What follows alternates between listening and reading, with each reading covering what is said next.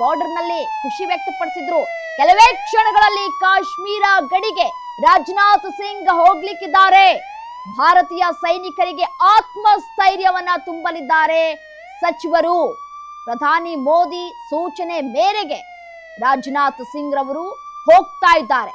ಅಲ್ಲದೆ ಗಡಿ ಭಾಗದಲ್ಲಿ ಭದ್ರತೆಯ ಬಗ್ಗೆಯೂ ಕೂಡ ಪರಿಶೀಲನೆಯನ್ನ ನಡೆಸಲಿಕ್ಕಿದ್ದಾರೆ. ಕೆಲವೇ ಕ್ಷಣಗಳಲ್ಲಿ ಕಾಶ್ಮೀರ ಗಡಿ ಭಾಗಕ್ಕೆ ತಲುಪಲಿದ್ದಾರೆ ರಾಜನಾಥ್ ಸಿಂಗ್ ಅವರು.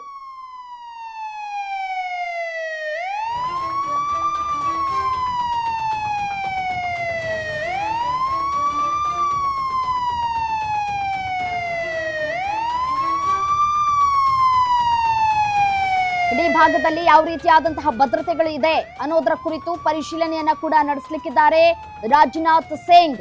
ಭಾರತೀಯ ಸೈನಿಕರಿಗೆ ಆತ್ಮಸ್ಥೈರ್ಯ ತುಂಬುವಂತಹ ಕೆಲಸವನ್ನ ಕೂಡ ಮಾಡಲಿಕ್ಕಿದ್ದಾರೆ ನಮ್ಮ ಸಚಿವರು.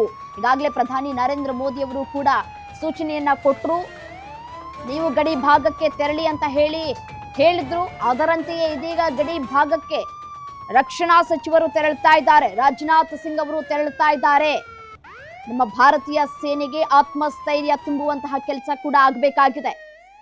ಉಗ್ರರ ವಿರುದ್ಧ ಭಾರತ ಪ್ರತೀಕಾರವನ್ನ ತೆಗೆದುಕೊಂಡಿದೆ. ಈಗಾಗಲೇ 100ಕ್ಕೂ ಹೆಚ್ಚು ಮಂದಿ ಸಾವನ್ನಪ್ಪಿದ್ದಾರೆ. ಅವರ ಹೆಣಗಳು ಬೀದಿ